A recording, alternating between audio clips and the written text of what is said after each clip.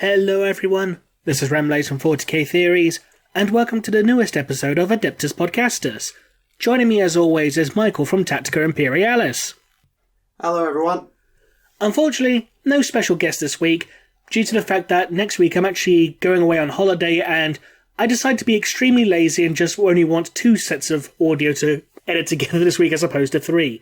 Yes, I'm being extremely lazy, I don't care. I'm going on holiday, leave me alone. To be fair, I had exams and I've got other stuff going on. I've just started a new semester at uni, so I wasn't exactly in a rush to get a guest on. I was also a bit distracted too, so we're both at fault. Yes. But mostly Rambo. And also, I want to apologise if my voice sounds a little bit weird. I've unfortunately caught the onset of a cold, so I may sound a little bunged up, for lack of a better term. But anyway, in the news this week, there is an absolute... A flip ton. I was going to say shit ton, but yes, you had to cut me off. Sorry. So, let's just jump into the big one. Sanguinius' model. And reactions have been mixed, I've seen. Yeah, they have. So this was on, it was the Monday of last week, I think it came out, at the time this podcast going out. We're recording a little early, by the way, just because of Remleiz' holiday. So we haven't got all of the news. But we did see this. So Sanguinius is the latest model in the Horus Heresy character series to get a model. Lovely, lovely. And yeah, a very mixed reaction. Some people like it. Most people memed it. I've seen a lot of Super Saiyan comments in regards to it. I've seen a lot of surfing comments. Yes. I mean, part of me's hoping this is going to be part of, like, you know, a display diorama, you know, like the Magnus and Russ models. Mm-hmm. But, like, with Sanguinius and Kabanda. That's what I'm hoping for. Yeah, I think it's a nice model on its own, and I'll probably give a bit of a longer thoughts on it in a minute. But I do think it needs to go with something, because as it stands, he's definitely... I think the sword's the wrong way round. The sword is... let me just remind myself of the model. He's like got the sword pointing down, but he's like he's going to stab someone with it, like shank someone with it. Yeah, so he's sort of like sliding, jumping down with a sword in a stabbing position as opposed to out or in a sort of sweeping arc. So he's definitely stabbing something. The only question is what, and presumably it'll be Kabanda or another demon, because as much as it kind of, if you tilt it on its back, looks like it belongs at the feet of Horus's model, I don't think that was the intention of the design. Yeah, I've seen a lot of people saying that, oh look, it's a new base decoration for Horus. Yeah, I see it. But we'll see, I suppose. We'll see down the line what, if anything, it pairs with. Part of me's wondering, will it come with an option to replace the sword with the spear? Yeah, a lot of people actually were talking about, like, why is it not the Spear of Telesto? And I think if they're going to have that pose with the weapon at that angle, I think it should have been the spear. Definitely. It would have made more thematic sense, probably. Yeah, plunging down, spear in hand, whereas with the sword, I think it would have looked... Oh, then it might have looked too much like Fulgrim if the sword was the other way around. I can kind of see that, but at the same time, you could always maybe have the... I know, angles so the sword's pointing down, but like he's like doing a thrust. Yeah, or even have it in his left hand, in sort of a across his body sort of pose. Do we even have anyone doing a thrust pose apart from Alfarius? Top of my head? Can't think of one. Because Ferris is doing the swing, Fulgrim is doing the chop, Vulcan's looks like he's about to bring it down and smack it over your head. Horus is like going, I'm pointing with my mace. Conrad's being Batman, Lorgar's being boring, Dawn's being just, I'm resting on my chainsword, yay. Gilliman's doing a point. Yeah. Korax is... shooting someone, isn't he? Korax? I think so. He's shooting someone with his pistol, I think. I think so. It's another, it's Korax moment. We can't even remember his bloody model. That's the point. Who's actually left? It's just Khan and Lion now, isn't it? Khan, Lion, right, I need to just go by Legion here. So 1, 3, 4, 5, 6 is Wolf, 7, 8, 9, 10, 11. Who was 11? No, Wolf was 11. 12, 13, 14, 15, 16, 17. Yeah, I think it is just those two. I think. Now, considering that the new Horus Heresy book is supposed to have rules for scars in it as well, I think a lot of people were a bit salty that there was no Jagatai reveal as well. You'll get your model when the Siege of Terror comes around. I mean, how long are we waiting for Alfarius and Dawn? Like about 4 or 5 years. And to be fair, when Russ came out, Magnus wasn't, or when Magnus came out, Russ wasn't immediately on his heels. They weren't together. They came out very separately from one another to give each other time in the light, for one of a better It was at least a good 6 months apart, wasn't it? Something like that, yeah. So obviously, if you shove Jagtai and Sanguinius out together, everyone's going to talk about Sanguinius, and Jagtai just gets not lost in the shuffle, but you know what I mean. Yeah. I mean, at the same time, I don't think there's anything really to justify Jagatai's release at this point in time, considering what of note has Jagatai actually done? Like, in the scale of, the Battle of Cygnus Prime for Sanguinius, or, the Istvan 5 Drop Site Massacre, Istvan 3 Purgings, So, in terms of everything I can think of Jagatai doing, we have the Battle of Chondax, the Second Battle of Prospero, we have saving Revuel Arbiter from Malcador in order to help create Janus, that was by accident. Yeah, I doubt that will get... And we had the Siege. I doubt him saving Revuel Arbiter will be the subject of a book, though, is my point. No. But yeah, like Chondax is in Book 8, if I recall. Yeah. So I think that he'll probably be one of the last revealed. Well, he will be one of the last revealed, considering there's only 2 left now. Yeah, but why is... Lion hasn't had rules, has he? Not that I'm aware of. And the Dark Angels weren't in the Siege. Part of me makes me think, will we actually get rules at some point for the Fall of Caliban? Like, will that be a thing added into maybe like the Siege of Terror book, perhaps? Well, they need a way to get Lion into the next book, because otherwise we go an entire book with no new Legion and Primarch rules. Yeah. But he weren't at the Siege of Terror, so they need to put him somewhere. So that would make sense. And plus you can have rules. You can have rules for Luther and that as well. Yeah, Luther would be cool. The old Cypher. Zahariel, wasn't it? Zahariel, yeah. Corswain. I'm missing a butt ton of Dark Angels names that I should know and have forgotten from my Legion series. Not to mention things like, the Dreadwing, the Firewing, etc. Be nice to actually get some more expansion on those guys. Yeah, I don't think we'll see them in rules, just because giving the Dark Angels 5 unique subgroups is a bit much. But actually, no, the Thousand Suns had it with the cults, so maybe? I reckon we'll probably see at least some minor rules, even if it's not like huge, major, sweeping differences. But I can still imagine, the Raven Wing still being, all mounted on bikes and shit. I can see a unit. Like Dreadwing units, perhaps. Maybe like, I don't know.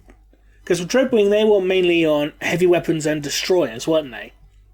I think so. Yeah, so basically like Dreadwing destroyers, they could have their own rules. Yeah, so I think it'll be more a case of all the special wings, each of the...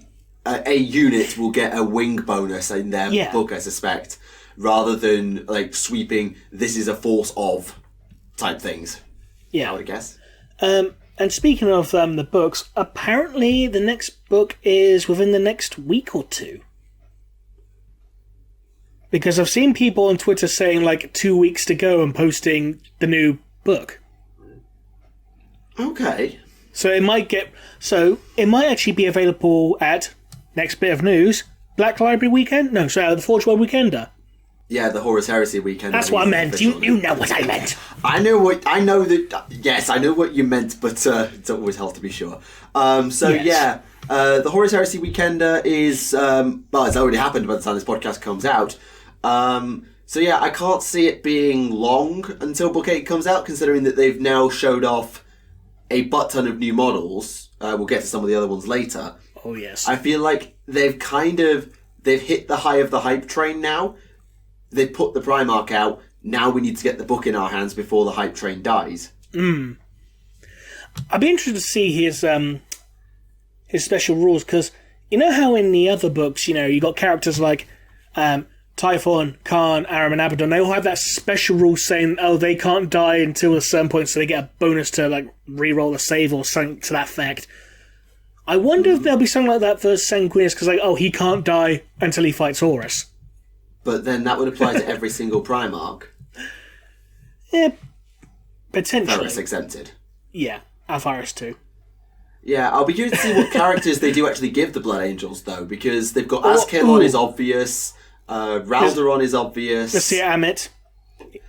You see, I think Amit's going to get sacrificed, because I don't think they're going to give them...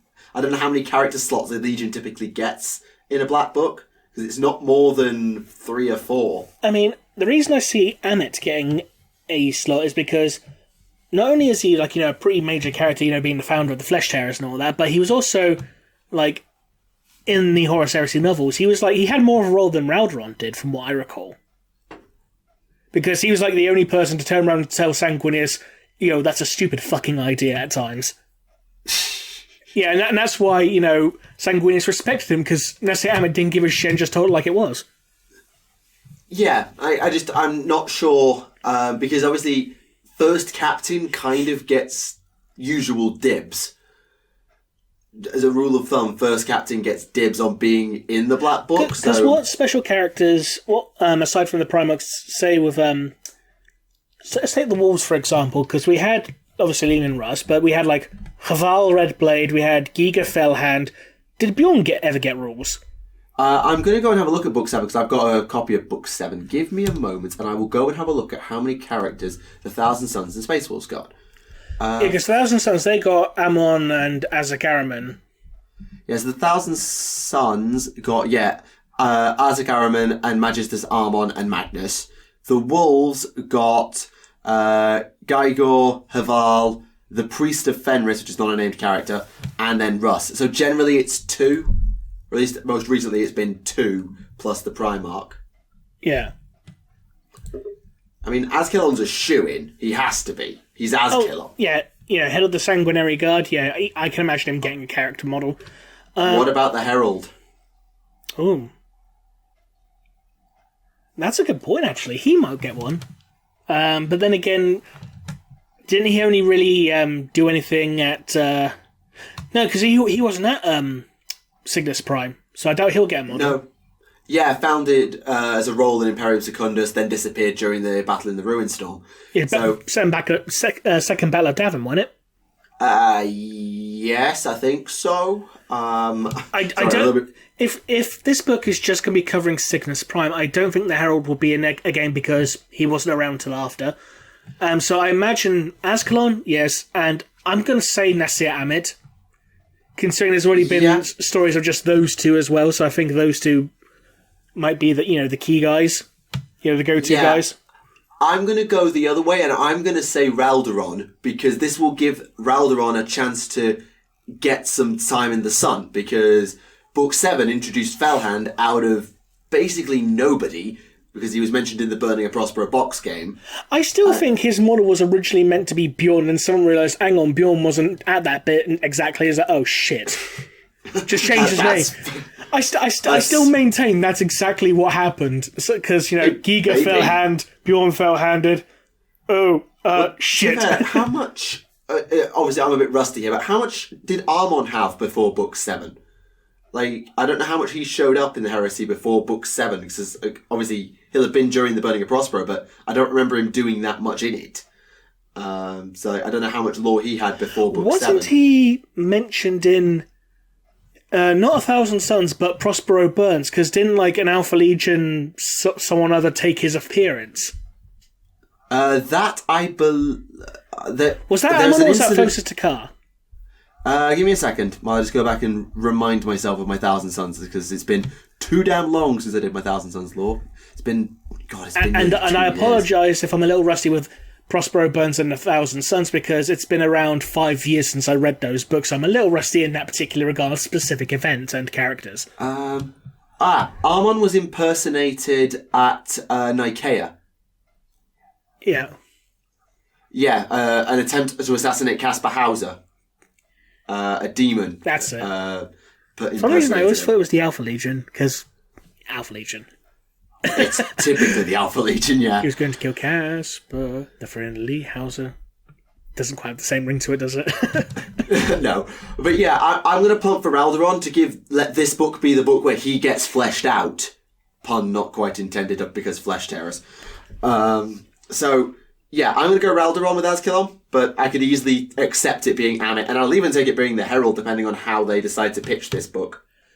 So leave a comment below, everyone, on who you think it's going to be, if it's going to be Nessia, Amit, or Ralderon. Who do you reckon is going to be in the book? Or both, because screw Azkallon, people like curveballs. So we've got enough people with wings. Fuck the golden boy. Yeah, so that's probably a good segue to move on to the... No, I can't do the Angel segue. There's an even better one. Let's just do the Custodians. That's Flying Golden Boys is too perfect a segue. Let's do that.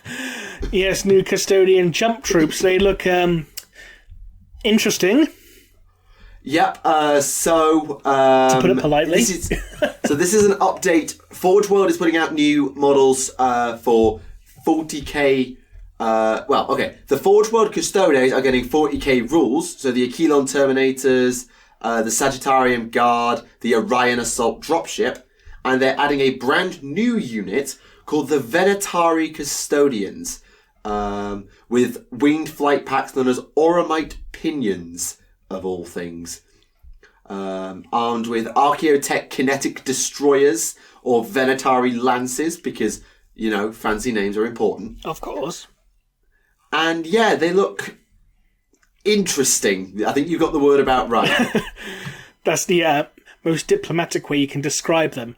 I've seen some people comparing them to the Hawkmen of Flash Gordon. Right, I think we'll get on to the proper... was there another Flash Gordon reference you want to make? But we'll get to that later. I can't remember. I swear you mentioned Flash Gordon before we started recording this now. I thought that was something else. No, Custodian jump troops. But this leads me to another point, which someone actually brought up in my Patreon Discord server. Why are the Custodians getting everything that's a Space Marine analogue? Like, obviously they got their Terminators, they got their standard Marines, quote unquote, Dreadnoughts, Land Raiders, now they got their own jump troops. And flyers. Yeah. I think every race has got flyers, so that's kind of a given though. But it's getting to the point where it's very hard to see what makes the Custodians truly unique compared to just a Space Marine army, other than them being gold and more expensive and fancier. Well, I fought Custodians a few weeks ago. There's a battle report of it on my channel, and Custodians are nothing like Space Marines to fight, because when you fight Space Marines...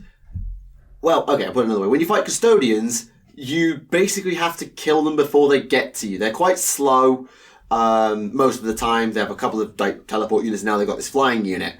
But Custodians are just a case of, if they touch you, you die, and also they're unholy tough. Space Marines aren't either of those things, because Custodians have an extra point of toughness, they have an extra point of save, they have at least one, if not two more wounds, depending on which Space Marine you're comparing them to.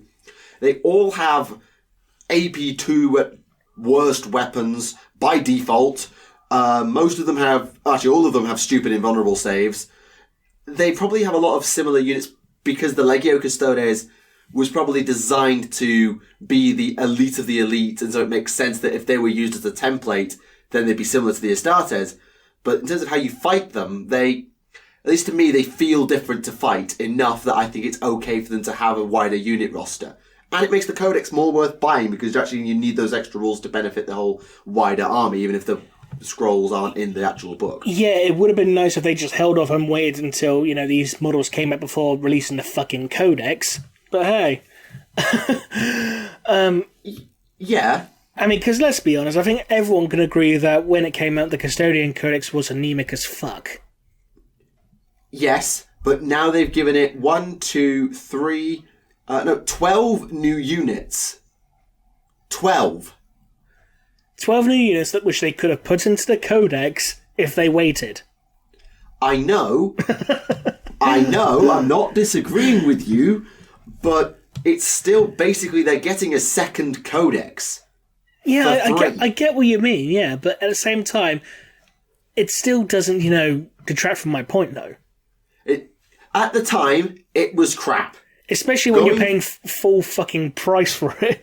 And at the time, it was yes, crap. But now you have to go and, see if you've actually got a printer or, able to use the ebook copy. If you ain't got the means to do that, then you're fucked, let's be honest. But yeah. I get your point though. I do get what you're saying. I'm just being salty for the salty factor. Fine. Alright. And sticking with Forge World, we'll now get on to the thing that Remleiz was actually trying to segue to, which is the new Horus Heresy models that are being previewed / sold at the Weekender. Yes, new Blood Angels models and, more importantly, new Night Lords models. 2 new Praetors. And the Mole. And the Mole, yes, can't forget the Mole. So with the Night Lords, you got 2 Praetors and a Leviathan Dreadnought, which looks absolutely amazing. Yeah, so we've got a jump pack Praetor with Chainglaive. Yep. Because whack off Chainglaive. And the other is basically an Atramentar Praetor with Terminator armor and what looks like a Chainglaive scythe thingy. And he's got like a wrist-mounted Volkite weapon as well, from what it looks like. Yeah, I think that's Volkite. I'm a bit rusty on my heresy, but it looks like Volkite.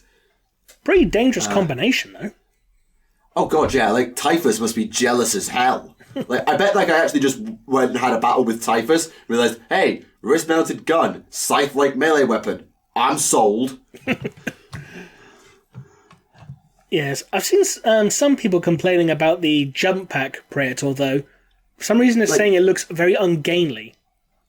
Well, I sort of get what they're getting at, because the Chainglaive is so bloody huge that if you stood it tall straight up, it's bigger than the model in terms of height. So I can sort of get what they're saying, but at the same time, it's designed to be this whack-off, I don't even know what, that is supposed to be super heavy to use, but not in the hands of a Space Marine. So I get it. I think my biggest critique is the jump pack looks oddly proportioned. I think it's the single jet one, rather than It is, but like the sides of it look like a regular Astartes backpack. That's just way higher than usual, so it just looks odd from that angle. I mean, at the same time, it might be due to the pose, because it looks like he's leaning forward slightly, as if he's about to leap up into the air. Yeah, it could be that he's just taking a giant run up and is about to just leap into the air. To be honest, if they could have done it, I'd have rather seen him in an Astarath the Grim sort of pose. To sort of maybe have him, maybe a bit like Sanguinius.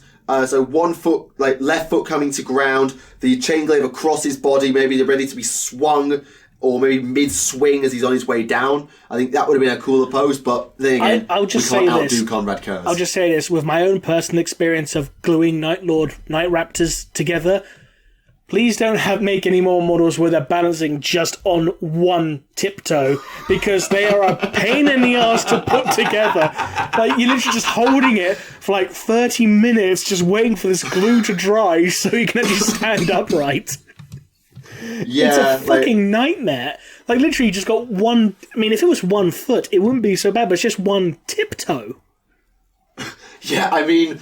You look at it funny, it'll break. Like my Daughters of Cain, at least the leg that's down, because these flying harpy things, at least it's attached to a ginormous rock, so it's easy to get on the base. Yeah, you don't even get that. Oh, jeez. I mean, one thing that I used to do, I have an old Wazdaka Gutsmech conversion, and because I was very bad at the time, I actually just decided to have him like riding off a cliff using a Lego brick as like this cliff thing on the base. So you could like use a Lego brick to balance the foot on. I don't know. Look a bit dumb, but... That being said, though, now we'll get to that particular model later on, actually. Let's just talk about... Okay. Let's just talk about the glory of the Night Lords. I mean, that Leviathan Dreadnought... I mean, all the Night Lords have gone full over-the-top macabre with skulls and severed heads, and I think the Praetor has a cloak of flesh around his shin for some stupid reason. And the Dreadnought's got like half of a corpse just stuck to its hull for no reason. In other words... I know that's their entire gimmick. In other words, you can still use them in modern day 40k games and no one be the wiser. Yeah, Yeah, you could. They're just, not as spiky. But yeah, that's true. And I think it's not my favourite Leviathan. I think I kind of prefer the Blood Angels one. Oh, that thing's just gorgeous anyway. I think everyone can agree that the Blood Angels Leviathan is a fucking masterpiece. And speaking of Blood Angels looking gorgeous, let's mention the Crimson Paladins, shall we? Oh, those the Terminators, yeah? Yes. Go on then. Oh, sorry, I was just waiting for you to say something. Yeah, so the Crimson Paladins are kind of like the equivalent to the Atramentar, the... oh god, what are the Thousand Suns ones called? The Scarab Occult. They're the Terminator elites. And to me, I understand why some people say they're a bit weirdly designed and maybe even a little bit over-designed. The shields, come straight out of Norman's sort of design with the sort of curved shape down, getting narrower toward the base. Reminds me a lot of Britannia, actually, just bendier. But I think they're gorgeous, personally. Would be a right old pain to paint, but gorgeous nonetheless. Oh, yeah, without a doubt. Agreed. And I think I'd have to build them with shields because I love that shield variant so much. But the dude with the glaive, I'm assuming that's like a glaive and carmine of some sort, also looks pretty cool. And I bet you could make a right awesome Praetor if you didn't buy a Blood Angels Praetor. Yeah, I can agree with that. And then, of course, there is the Mole, aka the Ordinatus Actaeus, which I think that's the first time we've actually given it its name. I think. Is that the first time we've seen its name? It might have been, because it's not one that rings in my head. But then again, I could be wrong. No. Yeah, it's an Ordinatus weapon. It's a ginormous transport drill. Yeah. And what more is there to say, really? All it needs is to be able to shoot more drills. I can't tell if that's a reference. Knowing you, that's a reference. It might be. Leave a comment below if you know. Alright. Anyway, you said there was something you wanted to talk about and then left? Yes, you mentioning about the Wazdaka Gutsmech model. Well, not only are the classic Warhammer Fantasy Orcs and Goblins on made to order, which will probably be gone by the time this comes out, so apologies if you missed that. But speaking of those new Genestealer cult bikers, which you could have used like the one rearing up doing a wheelie as a Wazdaka conversion, perhaps. Yeah, so the Genestealer cults are finally going on pre-order. It is long overdue. And the models coming out this coming week will be the Atalan Jackals, which is going to be the Dirt Cycles, one of which, yes, is doing a wheelie, and the Wolf Quad. Yes, that's actually part of the squad, it seems. And it can equip missile launcher. Yes, it can. You've got the Jackal Alphas, which is the Sniper Biker, which is pretty cool. There's some rules previews also come out. There's the Locust, which is sort of the Inquisitor Impressionist, who's actually the bodyguard, which is interesting. I wasn't expecting that at all. No, I wasn't either. I was expecting more of an espionage kind of guy. Not like the assassin, but maybe someone like a politician or something. I don't know. Yeah, I was going sort of I know a Magus kind of fills the role of a priest, but something like an acolyte or like that. Then acolyte's also a word the GC cults use. Then we have the Magus that looks like it came straight from the elves, which looks awesome, as already mentioned. You've got the Clamavus or Clamavus, I'm sure someone will correct me, which is the dude with the Voxhaler and the Scrambler array. That's the thing in the other hand. Mm-hmm. You've got the Sanctus, which is the assassin, which also has a Genestealer on a pole for some stupid reason. I bet Vince Russo loves it. And you have...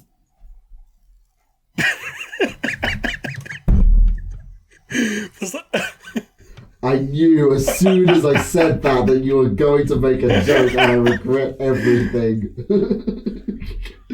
I regret everything. Genestealer on a pole. Then we have the Nexus. Oh dear. Anyway, we have the Nexus, which is the dude who's got Warhammer World on a plate. And the Tectonic Frag Drill is also on pre-order. The Brood Brothers, which is basically a Cadian squad with an upgrade sprue. And, of course, the Codex. So there's a lot coming out this week. Yeah, didn't they preview some of the rules where, you can set up your bikers to come from underground or something.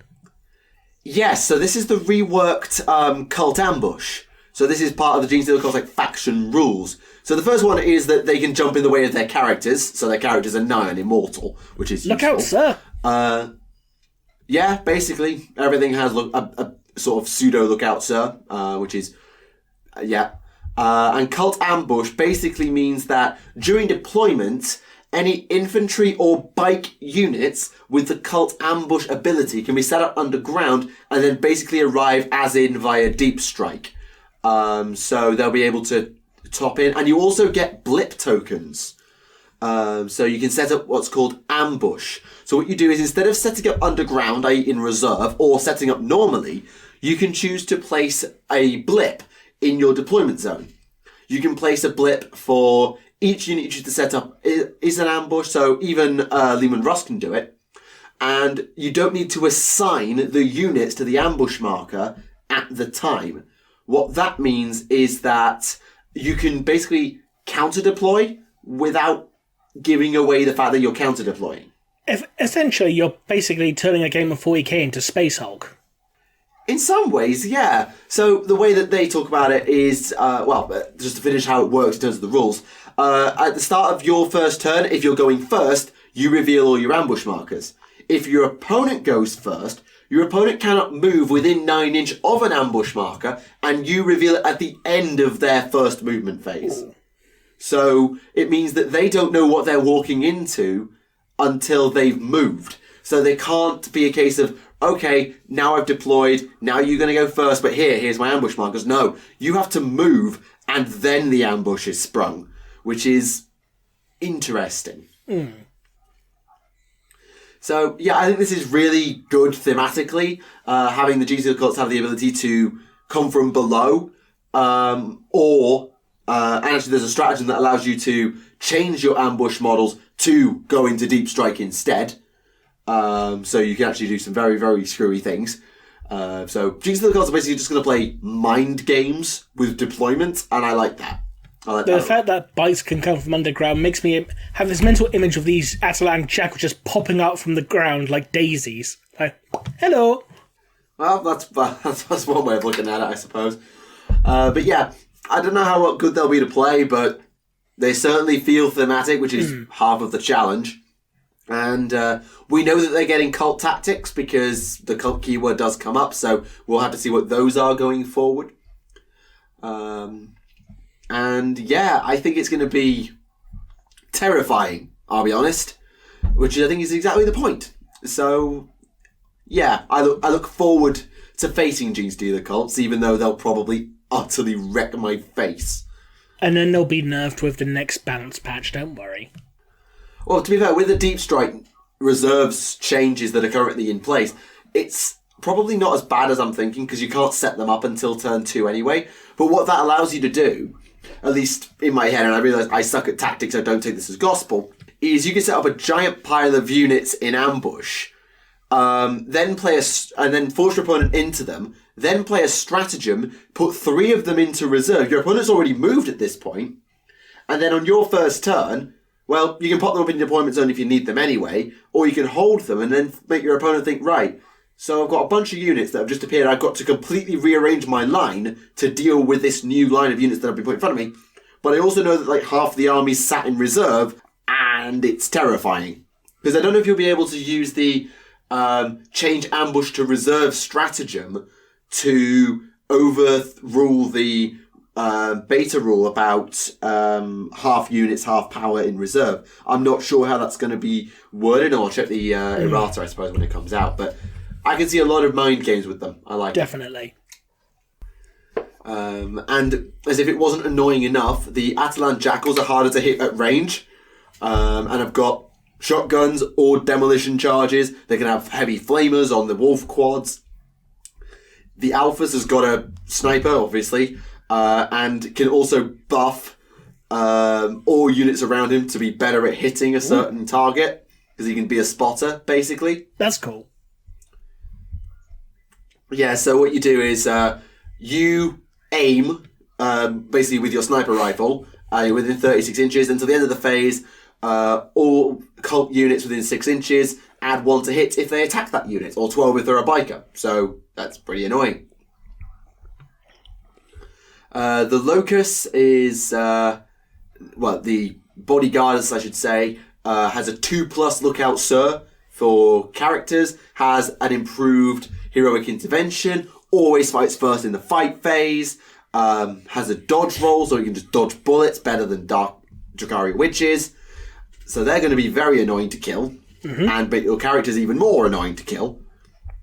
The Clamavus, and I'm probably pronouncing that wrong, I know.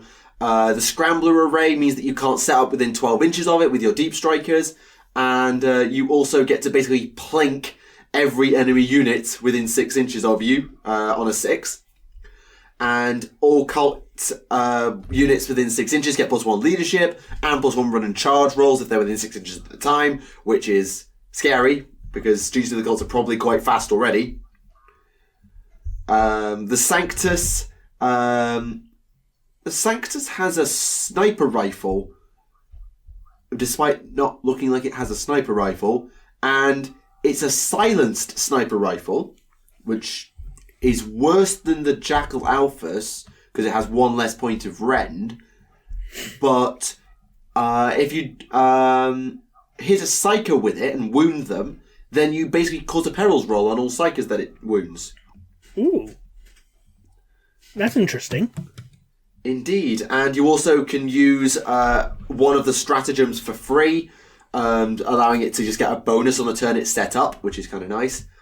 And the Nexos, it doesn't give any specific rules, but it's got a command point regenerator ability and allows you to further play mind games with your ambush markers. So, mind games ahoy. So yeah, lots of interesting possibilities with this new codex. Yeah, and the bloody frag drill. -2 charge aura. If you use it. So, alright, so you can control this frag drill. You can activate it. So do D6 mortal wounds to everyone within 3 inches. And then either cause an aura of -2 to charge, or create basically a fissure of more mortal wounds and slowness. And also, let's see, how does this work? Oh, go back underground and reset up in ambush again.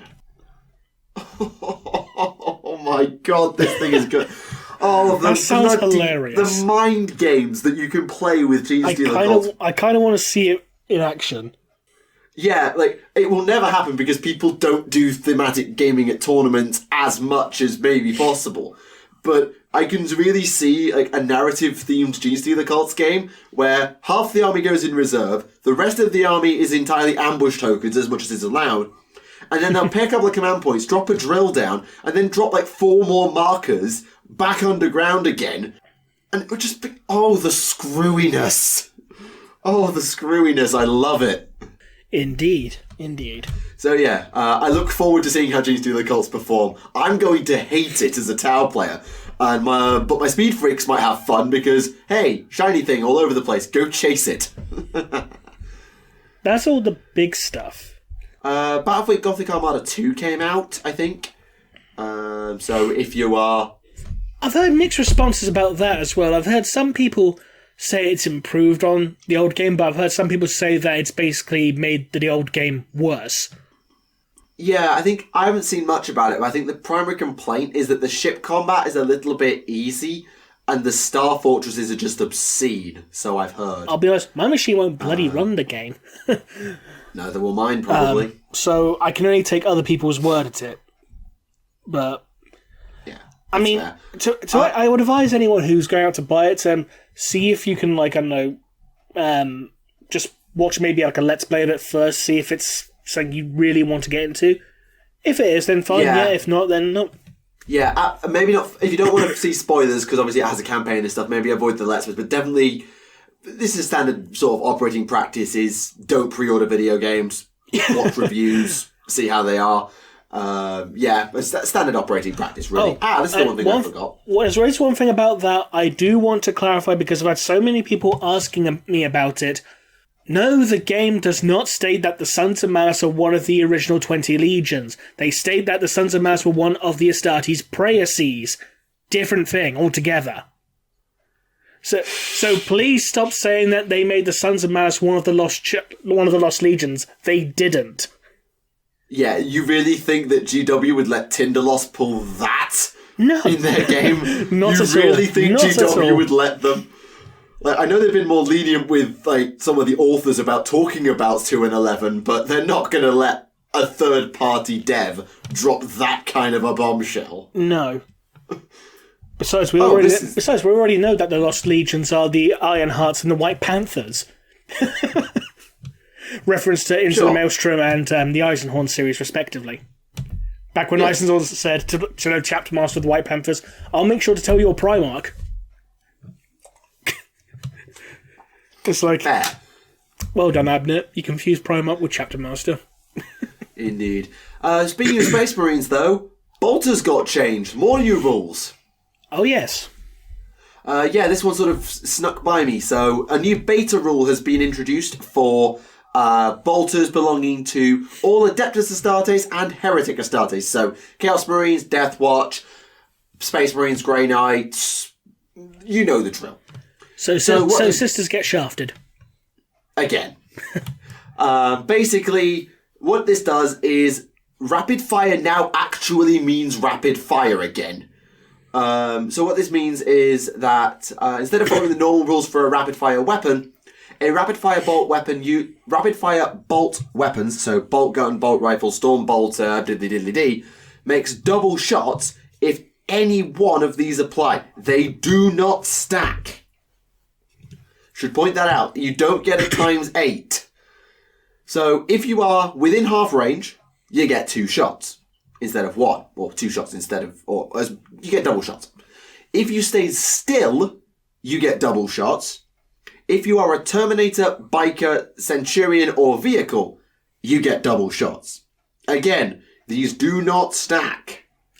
Even so, I can still imagine a lot of people deciding to plonk Land Raider Crusaders onto the table now.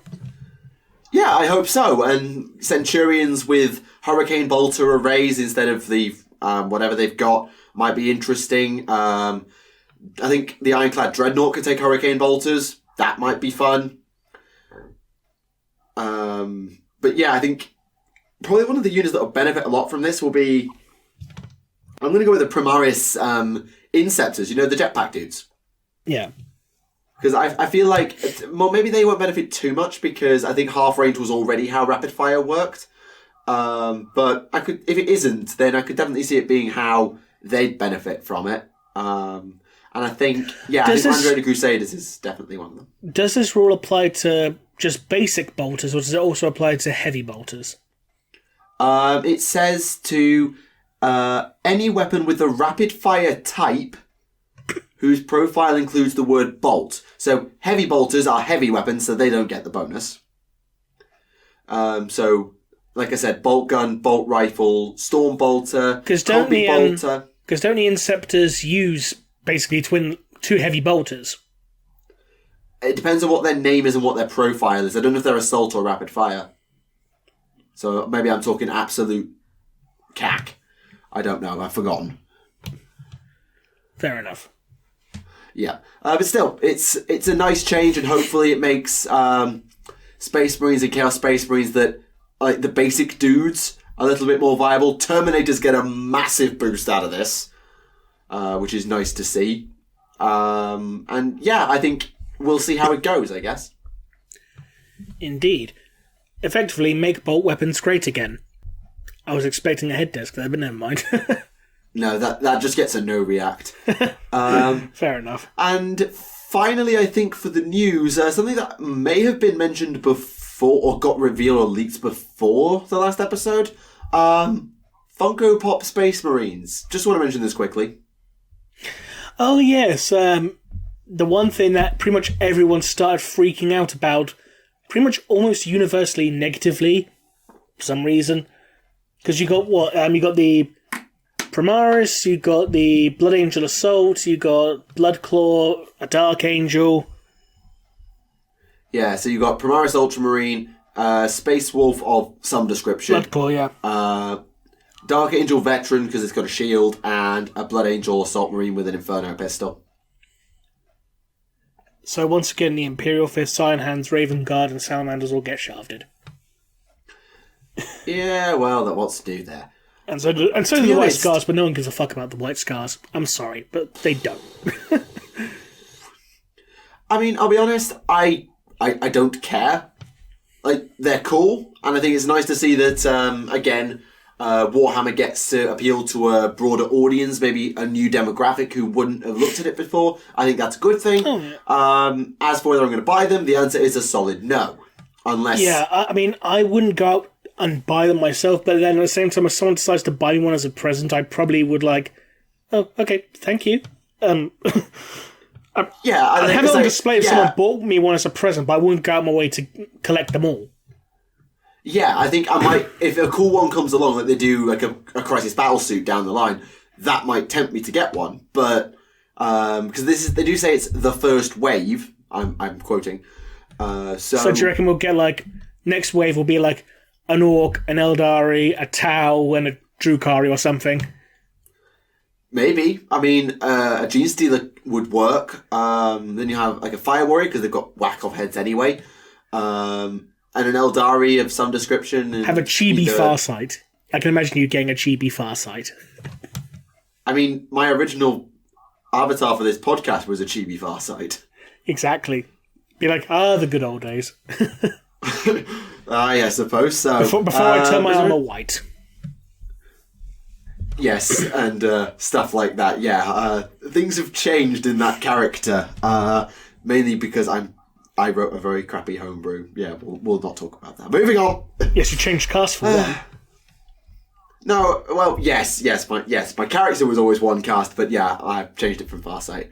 The other thing that I can mention very quickly is Severina Rain. I forgot her. Oh yes. How the hell did we forget her? Probably because it was buried in another article about Black Library, and so it slipped my mind for a minute. So the Black Library celebration is in late February, so we'll probably be talking about it a bit more in a future episode. But they do show off a few of the things that are going to be there. So she's got a novel, Severina Rain Honorbound. The Buried Dagger is going to be there, I think. Yep, it is, yeah. I think it might... I don't know if it's going to be released there, but it's definitely going to I think it's available early there because the actual release date's the 23rd. Well, the Weekender is the 23rd. Oh, so it'll be released on that day then? Yes, it will. They're also going to be doing a new version of False Gods and Horus Rising with black page edges and a new short story or a short story in there. I don't know if they're new ones in there. Angron Slaver New Seria will be launching there. Can't wait for that one. Armated Lady will also, I believe, be launching there. The audio drama. That's the one with Catherine Tate, isn't it? It is. And also the Reader's Choice will be launching there as well. So that's Storm of Iron and Godric and Felix City of the Damned. And that's also when a Severina Rain's novel was out, isn't it? It is, and they're also selling other merch. So if you've ever wanted a Knights Errant coaster, now's your chance. Ooh. Have you seen these coasters, by the way? Yes. I don't think they actually hold a candle to the coasters that came with the 40k Legends collection. You got probably not, but it's still a damn cool coaster. True. You can have something to put your 40k shot glasses on. As you do, yeah. And yeah, seriously, I got 7 of those for Christmas. They're actually quite nice. Yeah, if I was going, I'd probably get one. But the other thing that is coming out with it is that alongside Severina Rain, she will be getting a Citadel miniature as well, which basically looks exactly like her cover art, right down to the... Actually, no, not quite. The scratches on the armor plate are slightly changed. But it is absolutely... It's based on. Very much based on. And it does look good. There was a few people who decided freak out. But yeah, gorgeous model. Can't complain at all. Yeah, I've seen for some reason the strangest complaint I've seen about that model is the fact it hasn't got moulded boobs.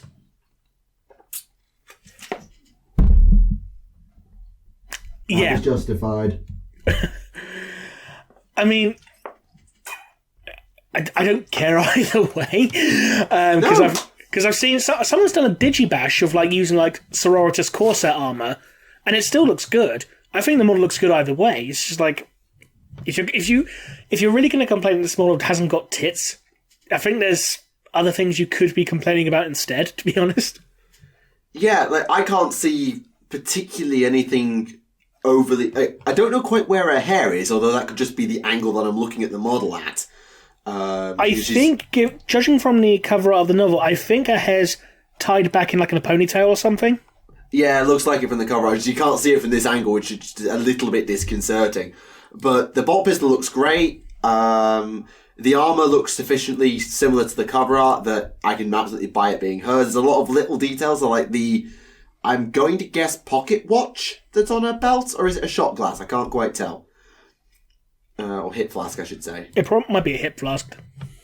Yeah, it's R. I thought it said A for Amasec, but no, that's R for Rain. So yeah, I genuinely can't complain about the model, and I think hopefully she's a worthy, kind of a worthy successor to Caiaphas Cain and Ibrahim Gaunt in her own way. Well, don't forget, Gaunt's still getting novels. I mean, his new one, the Anarch, only came out the other week. True, but Kane's retired, hasn't he? He's retired and or dead by this point, so I think Rain is probably... Oh no, but he only had a new novel come out the other month. Did he? Yeah, so Choose Your Enemies, I think it was called. Never mind, maybe I'm forgetting. Just because they've been around for so long, I keep forgetting they're getting new stuff. I'm trying to think, what's it called? Was it called Choose Your Enemies? I think it was. Yeah, Choose Your Enemies. Yeah, that came out like a couple of months ago. Ah, okay, my bad. Yeah, it came out around the same time as Blood of Ajax. Ah, okay, maybe that's why it slipped past me. But do you remember I think it was Andy Hoare wrote Commissar. Did you pick that novel up? Say that again, sorry. There was a novel a few years ago that I picked up called Commissar. I think it was Andy Hoare wrote it. Oh, I've seen it, but I haven't actually got that, no. Yeah, I got it, and I actually really enjoyed it as a read. I don't really remember the plot beats anymore. It's been a good number of years, but I do remember enjoying that book a lot. So, wasn't he the same one who wrote that Firecast novel? No, that was Peter Feyavari. Right, yeah, sorry, my bad. No, that's fine.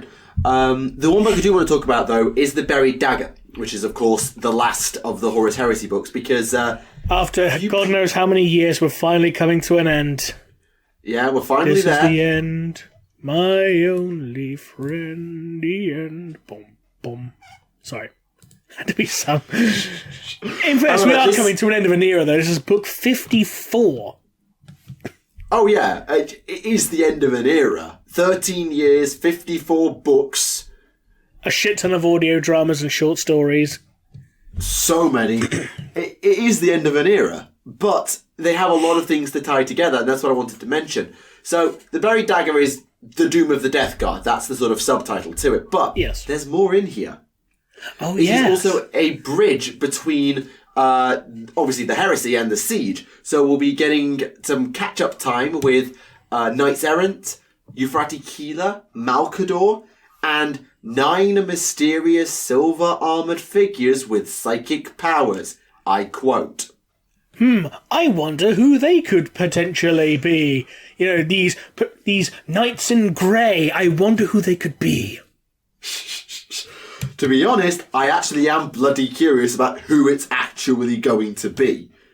We know who they are. There's Janus, there's Epimetheus. Those are 2 we know. Yeah, and it's highly suspected that there's Felzerost, Eumosion, I think there's... Tylus Rubio? Tylus Rubio was a librarian. I think there's a Raven Guard one. The Raven Guard. Yeah, wasn't that the Raven Guard chief librarian, wasn't he? Yes, and his name was really long, and I'm going to go and look it up. I know I've got it written down. There are some that call me Tim. What was his name? We're going to call him Tim. Tim the Balthazar or Balthazar Cathuri. Balthazar Cathuri. Bloody hell, that is a long name. I couldn't quite... I've written Balthazar down, but I can't remember if it's Balthazar or Balthazar, so I'm just like... Yeah, Cathuri, anyway. Balthazar Cthulhu. Shut up. Oh, Severian might be as well. Some people still reckon Sevatar's going to be one.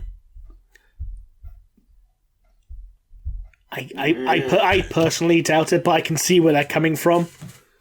Yeah, I see where they're coming from, but also no. I don't. I kind of hope not. Yeah, I kind of want to see a bit where like Sevatar turns him and then Felzaros just kicks the shit out of him. That would be an interesting one. I'm sorry to all the Sevatar fans out there, but let's be honest, Sevatar was a bit of a dick. Understatement. You know, it's like saying that, you know, that Mortarion had poor personal hygiene. Still, we have got 3 or 4 slots as yet unaccounted for in the Knights Errant who became Grey Knights, so I'm interested to see who it actually becomes being. We know Garrow's not one of them, because James Swallow flat out said, no, Garrow's not a Grey Knight. And James Swallow's writing this, so unless he planned this swerve books and years in advance, then... A swerve? Yeah. Oh my god, James Swallow is Vince Russo. He wants the Genestealer on a pole. That pun only works once. I know, but I wanted to say it again because I enjoyed it. I know. Allow me these simple pleasures in life. Quite. Just one more thing that I just remembered. So, Fenrir's White Dwarf is, well, probably out by the time you're watching this, and you'll probably be able to confirm this, but I believe I've seen that the March White Dwarf will include Index Assassins. Ooh. I feel like someone has mentioned that as like being the back cover of this time round, but I can't be sure. This White Dwarf has got a couple of battle reports, including there's one for Stormcast against Khorne, one for Cadians versus.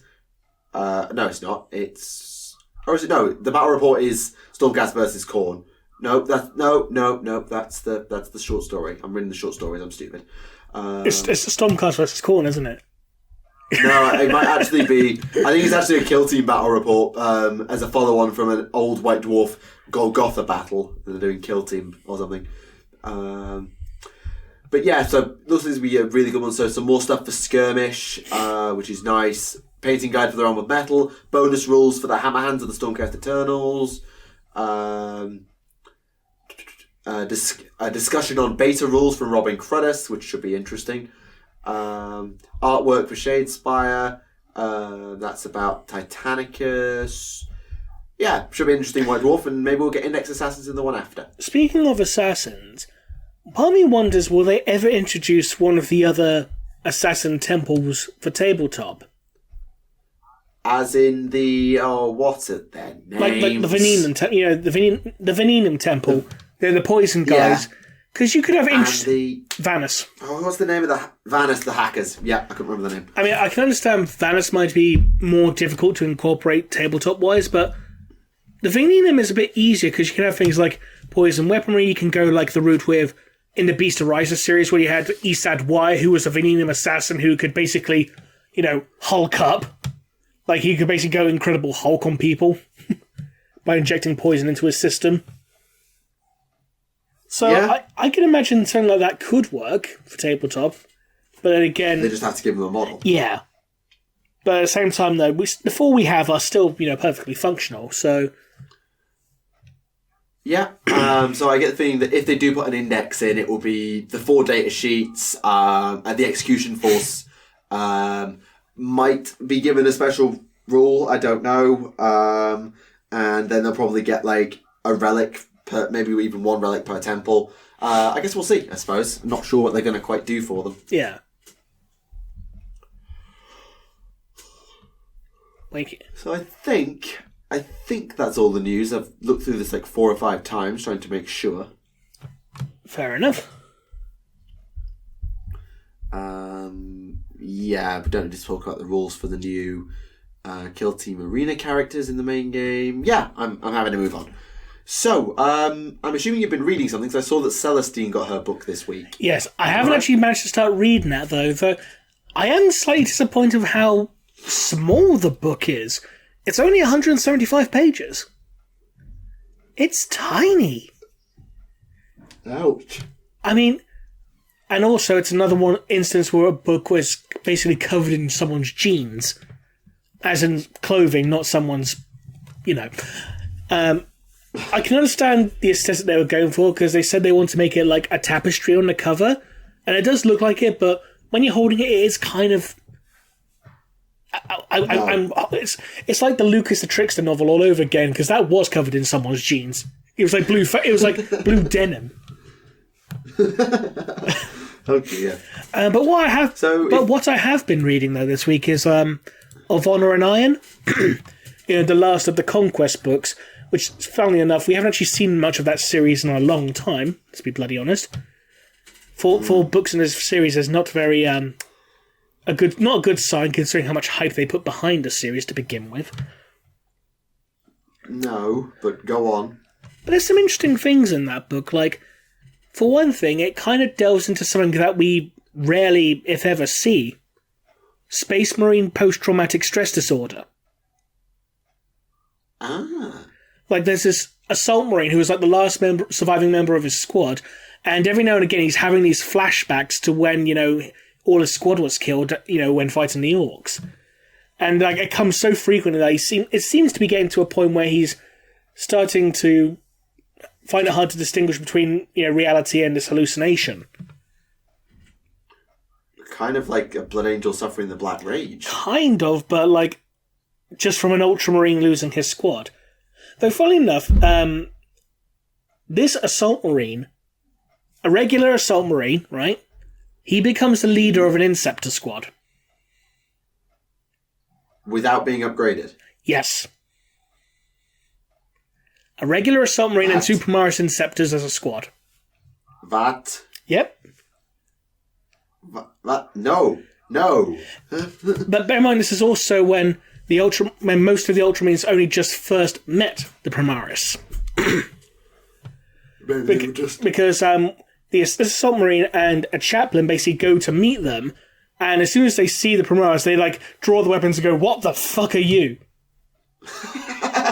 That's a standard reaction. The Assault Marine tries to attack one of the Primaris, and Primaris just grabs his arm and just breaks his wrist by accident, like, "I'm sorry, I had to restrain you.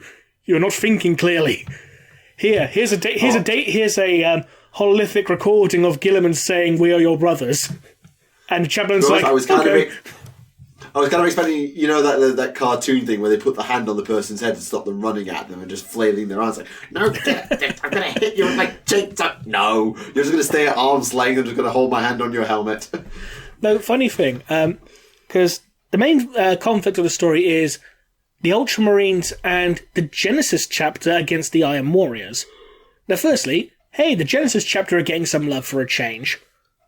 Yay. Go on. Makes it first, but when the Iron Warrior first sees the Primaris and the regular Ultramarines fighting together against them, the first thing they say, "Thunder Warriors."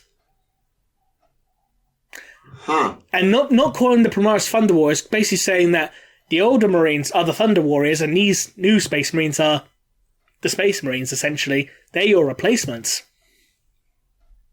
I mean, they're not entirely wrong.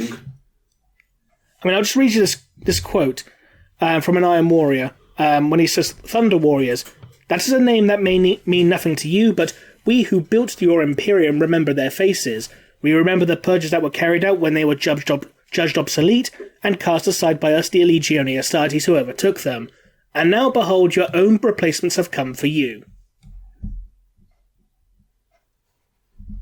I mean, for one, that's interesting that there are Space Marines. I know that the Chaos Marines are actually bloody old, but there are Space Marines who remember the Thunder Warriors. Point one. Mm-hmm. So that Iron Warrior is bloody old and Terran. Yep. Which is interesting. The Sink agrees. Two, you are absolutely not wrong in that, or they are absolutely not wrong in that they may well be seen as replacements for the old Marines, but then we don't know whether they're going to replace the old Marines. We'll see how Gilliman and Call approach that little touchy issue going forward. Again, your Sink agrees. Yeah, I'm just going to mute myself while you talk. Your sink is getting very, very talkative today. It's the problem when it's like about 7:30 in the evening, people start cooking and so the sink just goes into overdrive and it's annoying. Stop it! But the funny thing was, after the regular chaplain killed that Iron Warrior and him and his Primaris walk off, and bear in mind this chaplain's a regular Space Marine, after a while, one of the Primaris Marines just goes, "What were the Thunder Warriors?" And chaplain's like, That's a touchy subject, don't talk about it. Yeah, he's like, "Do not allow your thoughts to dwell on the words of a heretic. Remain focused." Yes, but you recognise the term he used, so not all of what he said was deception. Yeah, I get the feeling that under the helmet the chaplain was just like side-eyeing that Iron Warrior's corpse. Just be like, It's that... why did you... What it is, it's that meme you see, the chaplain, the regular spaceman, saying, "You seem upset." Yeah, I can just imagine if the Iron Warrior who said those words was dead, the chaplain was just giving his corpse the ultimate, death side-eye. Like, God damn it. You had to fucking mention it! But because it's the Ultramarines, it's probably... Actually, no, Gilliman ordered the Library of Ptolemy sealed, didn't he? So... maybe they won't be able to find out. Probably not, no. But still, it is an interesting comparison that the first thing that the Iron Warriors think of is Thunder Warriors. Yeah, it is interesting. It's like... Yeah, I mean, to be fair, it's completely fair for them to think that, because... if they remember the Thunder Warriors, then it seems completely natural to them that they look like upgraded versions, so therefore they are.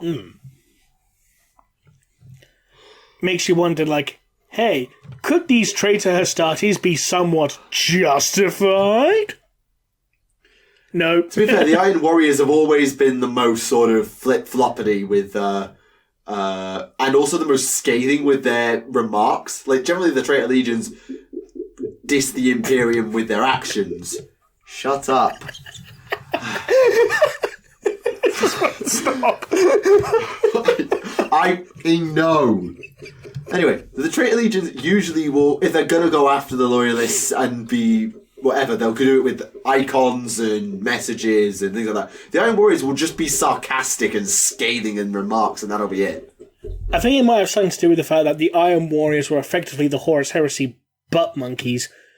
Because everything they did, they had the shit kicked out of them. Yes. I mean, what battle did they actually win during the heresy itself?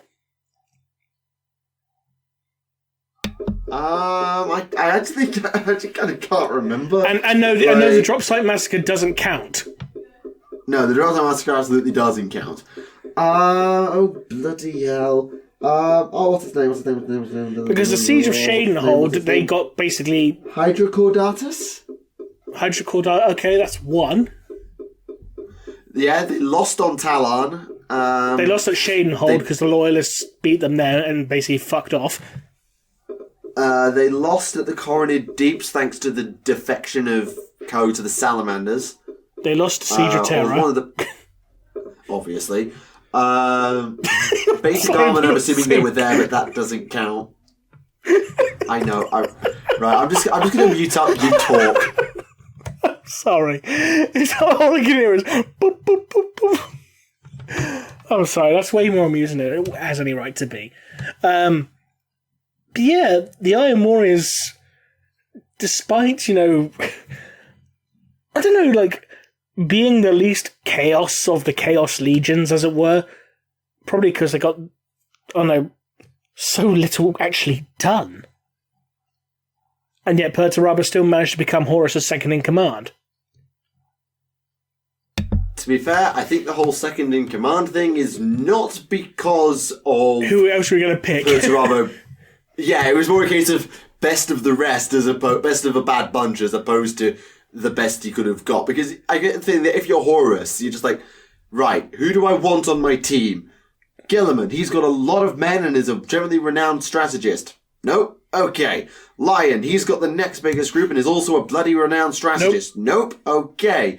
Sanguinius, he's the best one of us in a fight. nope, okay, that's not going to fly. Magnus got there eventually, kind of by cheating, but alright, that'll basically, do. Basically, out of what he had left, it's like, right, so I got a choice between someone who's a pervert, a psychopath, depressed, a religious fanatic, and doesn't even know whose side he's on. Yeah, it's not ideal. As Horus himself puts it, he is a master of broken monsters. You took the quote right out of my mouth. You probably, and to be fair, I'd have misquoted it horribly, so I'm kind of glad you did. Yes. It wasn't quite interesting when he was just talking to the Scalaferus man saying, why couldn't I have Rabute on my team? Which, to be fair, of all the people you want, Guilliman's probably the best legion to take. Not because the Ultramarines are the best in Ultramarines, just because they had the largest legion and a bloody good commander in the form of Guilliman, and an empire in the form of Ultramar. So it's just like, they are the ones you want on your team. Yeah. I'm sorry, they just are.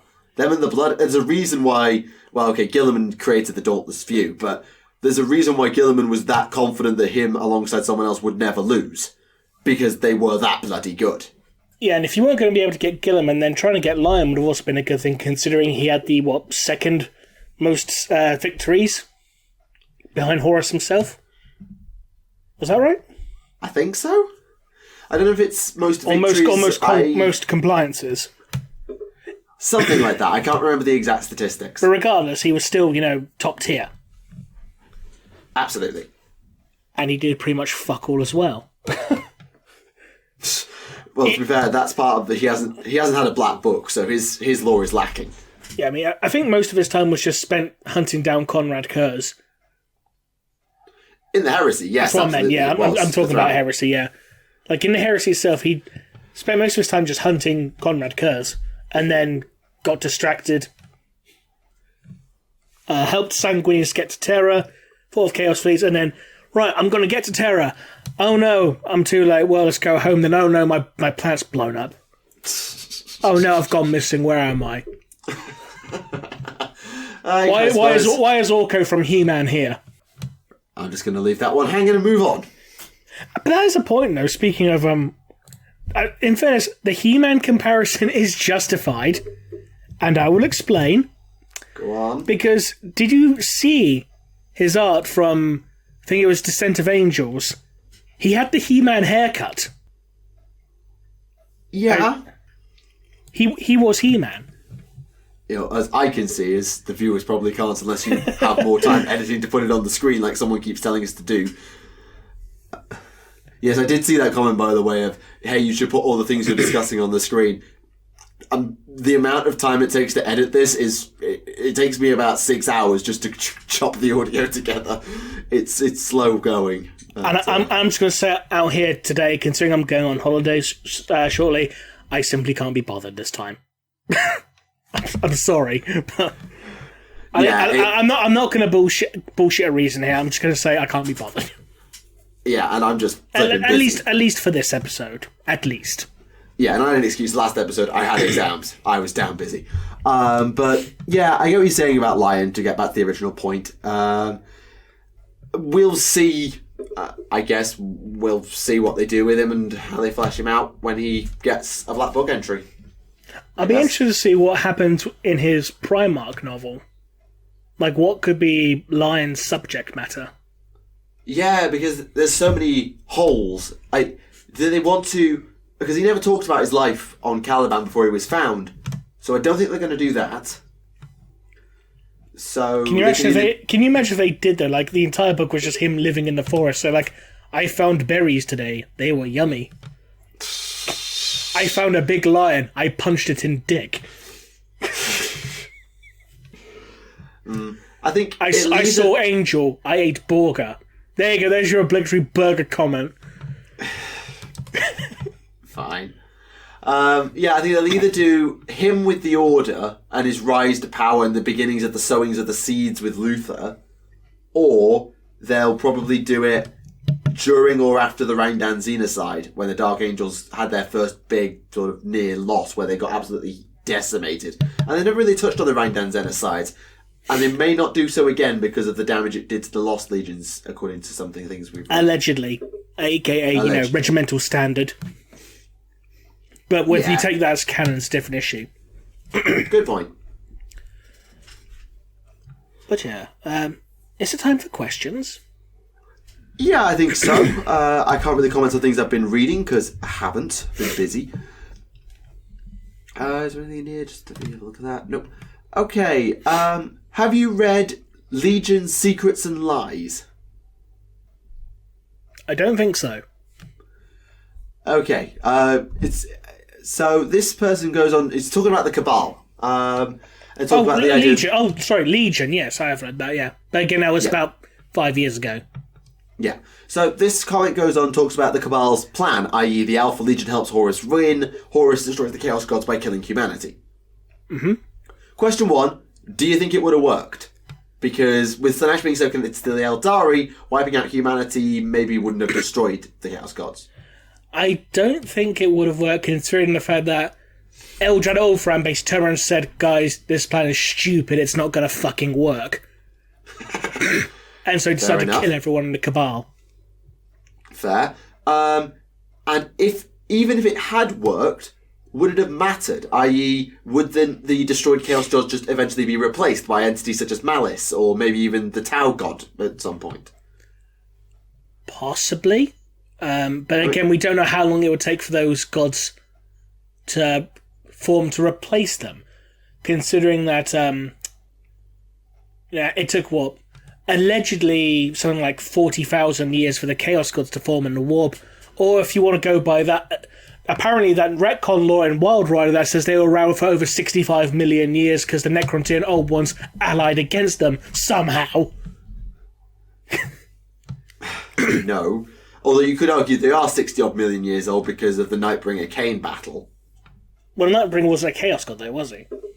No, but it is said that the Nightbringer's explosion that caused Cain to be sort of embedded with the power of the Reaper was also the incident that sort of created the sort of atmosphere within the warp for the creation of the Chaos Gods. I may be misremembering that slightly. I thought the Nightbringer was just like, he instilled the fear of death into all the race except the Orcs because Gork and Mork beat the shit out of him or something.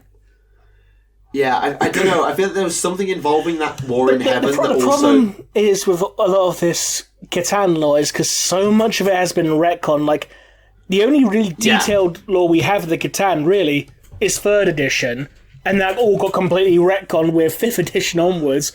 And, like, the 7th edition Kirks came out with added, like, fuck all lore to begin with, actually took away a lot of lore, so we don't actually know what the fuck's going on. And now the 8th edition Codex seems to have made some kind of weird amalgamation between 5th and 3rd edition. So it's like, what the fuck's going on? Yeah, I did a Catan lore video, and it was just like trying to navigate. It's awkward as fuck doing stuff on the Catan. Yeah, it is.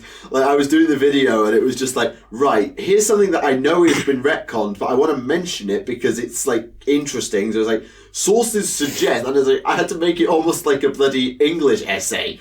Just like, sources suggest that the Catan were like this, but there is conflicting information. It was just like, oh, bloody hell, this is a mess. I had to do something similar when I had to talk about Necron Pariahs by saying, like, oh, they've become so rare, it looks like they've been doomed to obscurity, as a very polite way of saying they've been retconned. They've been retconned.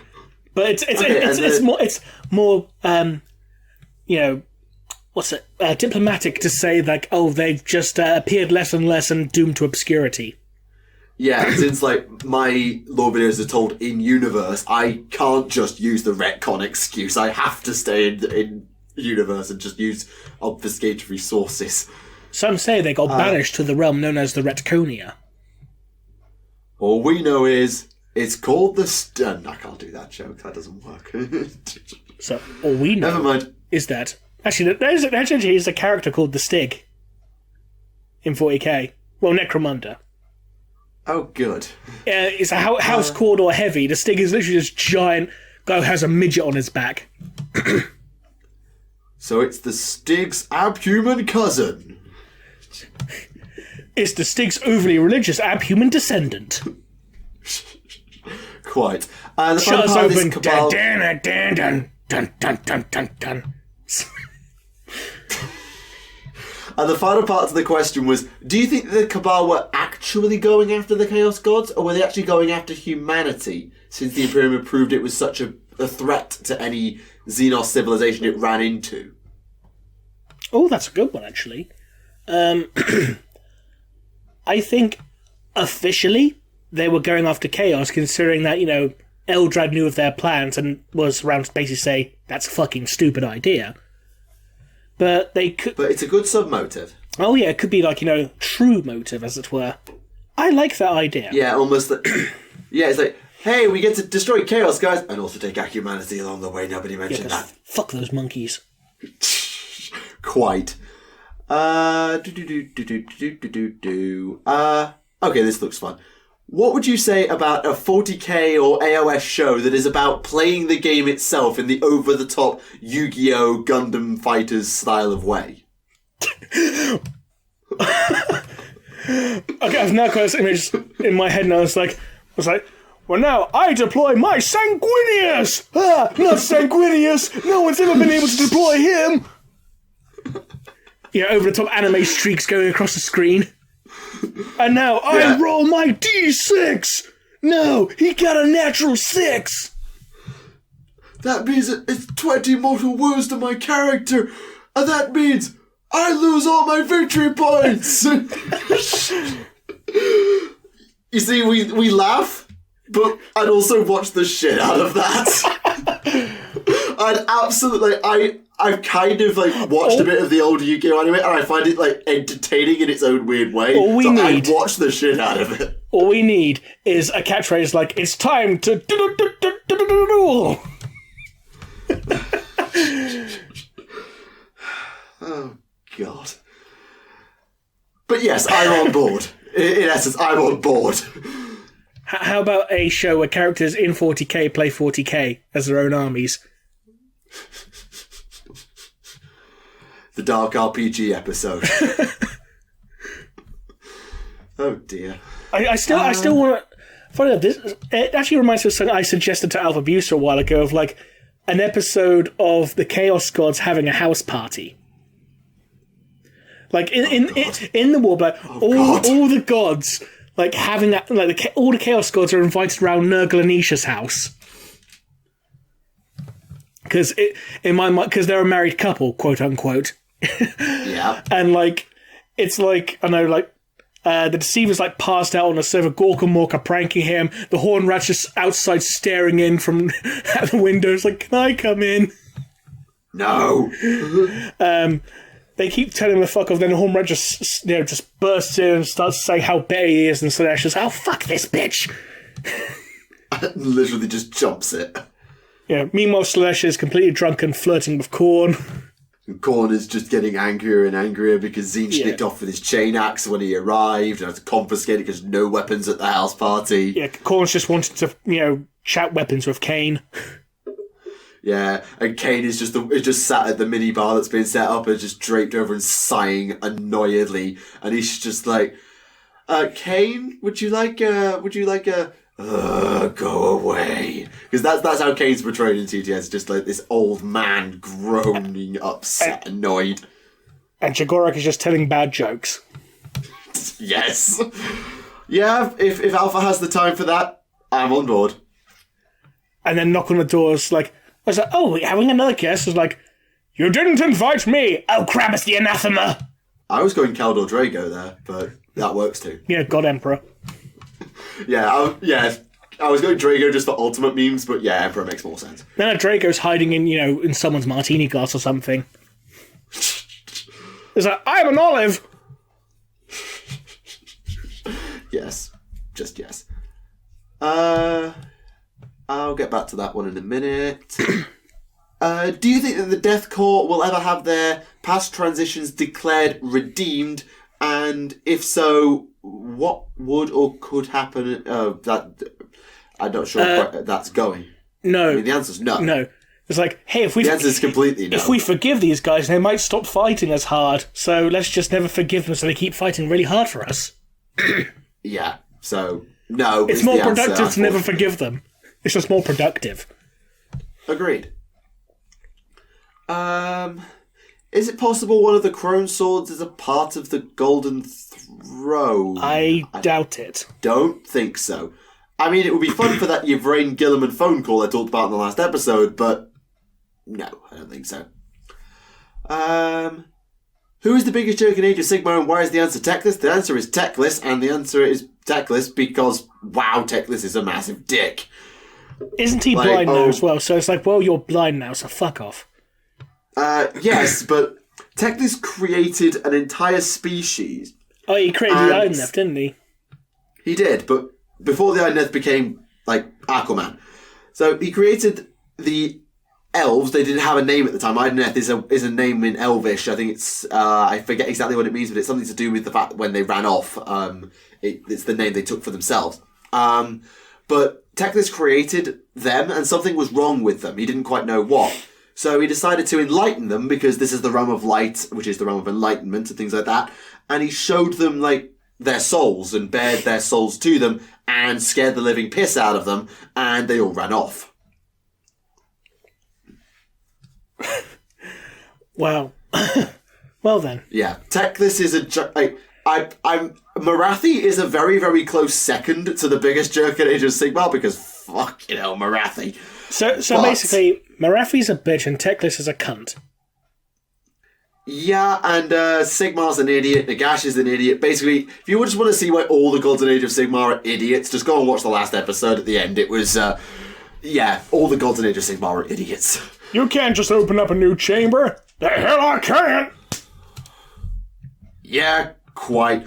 Also, we'll just forget about the fact that all those souls were taken from Nagash when I said that those souls belong to Nagash, and so, yeah, I just lost my best ally. Never mind. Hey, those are mine. Big meanie. Yeah, that was pretty much it. Oh, everyone give Nagash a hug. No, Nagash is a bastard. He just needs a cuddle. No, he needs a chill pill. He'll chill when someone takes time out of their schedule to give him a cuddle.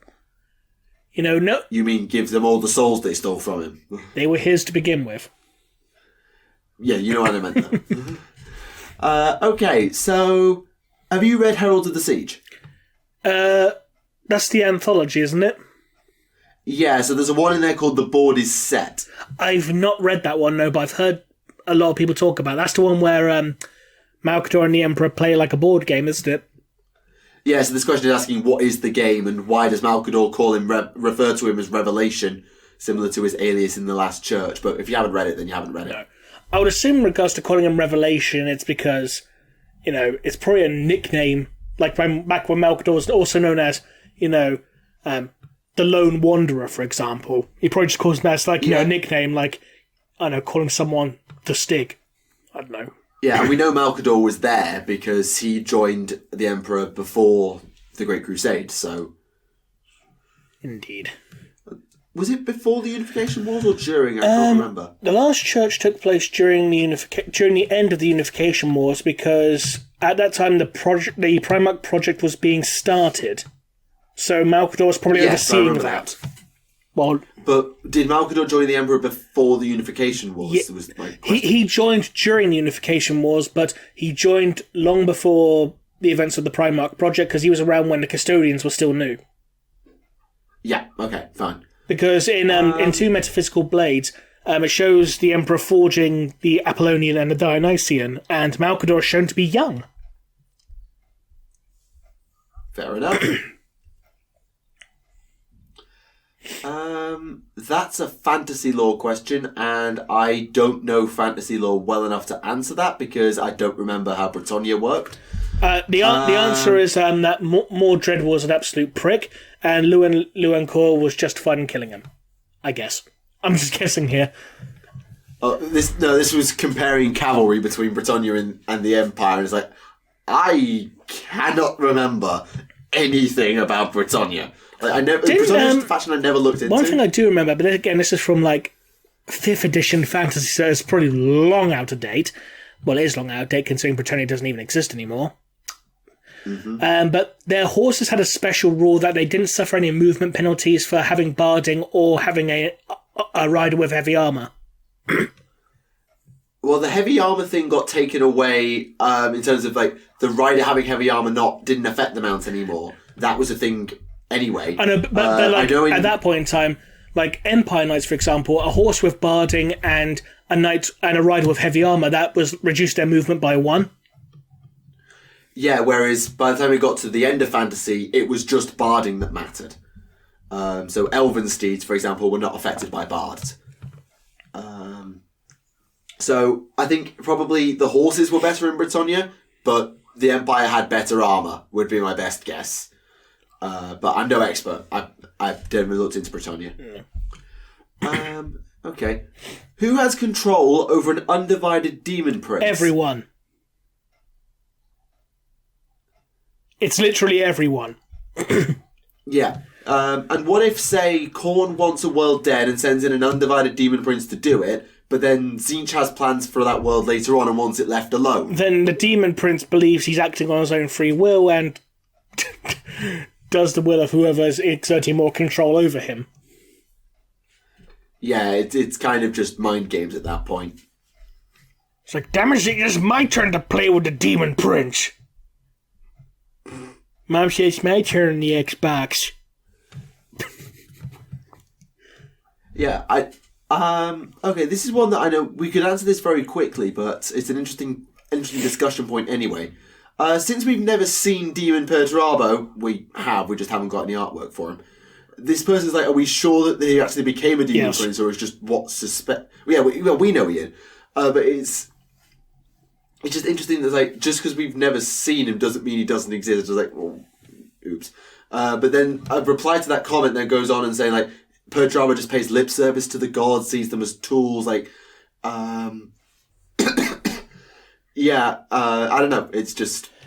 I think we've got another Bellicor situation on our hands. He thinks he has free will. Yeah, he's being controlled by all the Chaos Gods, and their control is so subtle that he doesn't even notice. Probably. I mean, that's literally the case with Bellicor. It is. Bellicor thinks he's screwing all the gods over. He's not. They're screwing him. And not in a fun way. Agreed. Have the Tau ever fought alongside or against the Farsight enclaves? Yes, the second battle of Agralan / Mugalath Bay, where the Farsight enclaves turned up and bailed the Tau out from an ass-kicking. Was that Grog Iron Teeth? No, that was the Imperium. Oh, yes. Because the Imperium burned the planet like almost immediately afterward. As you do. As you do. And then set the entire Damocles Gulf on fire. As you do. But yeah, that's the one time we have known where the Empire and the Enclaves ever fought together. In terms of how they view each other and their ways of fighting. Probably some people from Viola were like, hey, we kind of fight like that, but not to the same extreme. And anyone who was there probably died because the Ethereals are assholes. It's like, you fight in melee?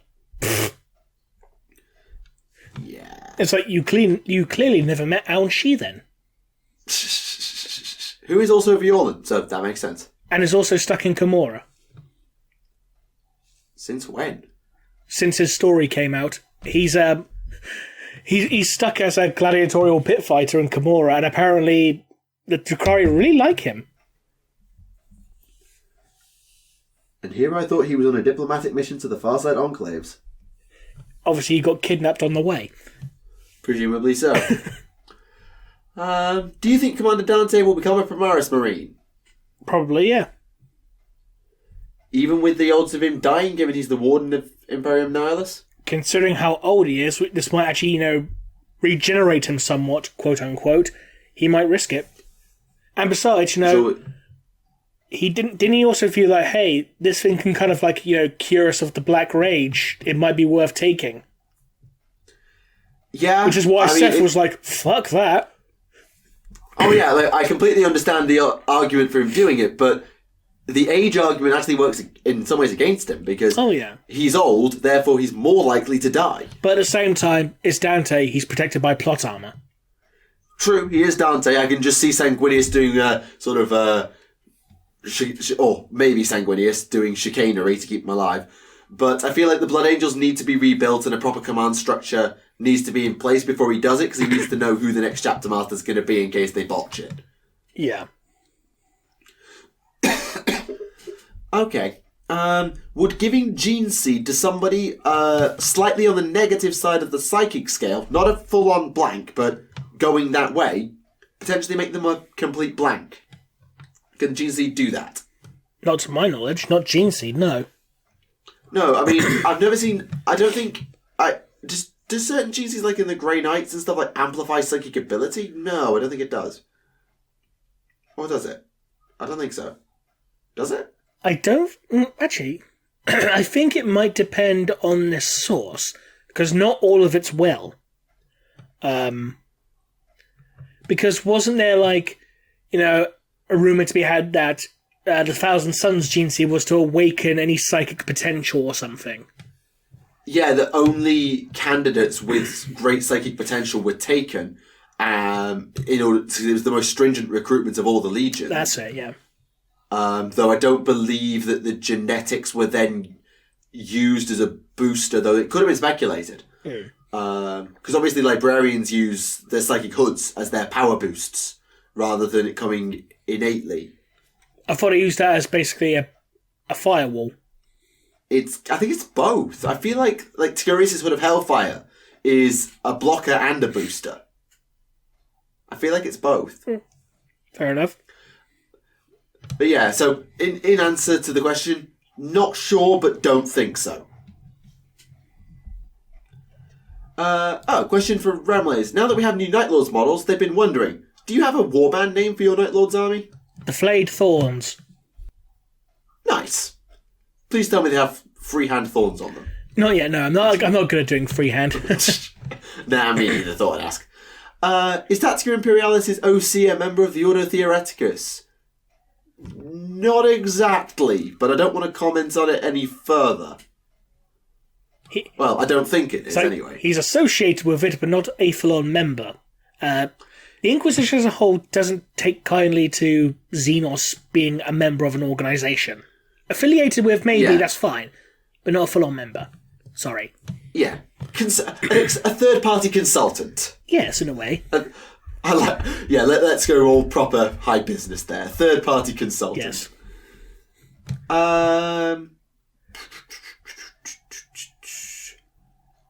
How much of Vigilus has been taken by Chaos? I know they have Helldrakes patrolling the sky and the towers, but how much of Vigilus actually has been taken? You've read Vigilus 1.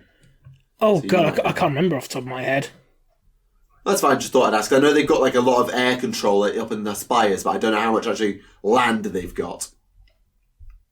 Alright, let's see. Any more? Are there any descriptions of Jakero worlds? I don't think so. Does Jakero even have worlds of their own? They've probably been annexed by the Imperium. True. That's an invitation request. If the Cult of Ulrich, that's the Wolf Knights of Middenheim, by the way, if you've forgotten. If the Cult of Ulrich return, do you think they'll come back as mortals or similar to the Stormcast Eternals but more wolfy? I mean, we already have, like... Werewolf Knights! We want Werewolf Knights. I mean, to be honest, we already have, like, animalistic Stormcast Eternals. The Astral Templars are the renowned beast hunters of the Stormcast. As for the cult itself, Ulrich, if Ulrich is an entity, the idea of Ulrich survives, then I can see it coming back in the Free People's armies. Because, well, that was where it originated among humans. It could go back again. And we've seen with the Ideneth, they have the Eidolon of Matlin, that despite the fact that Matlin is dead, then they can still use that god's image and power to create an entity, that being the Eidolon. So I could see, even if Ulrich's dead, the cult of Ulrich still being a thing in the Free Peoples, but not in the Stormcast, because Sigmar is the one god king of the Stormcast.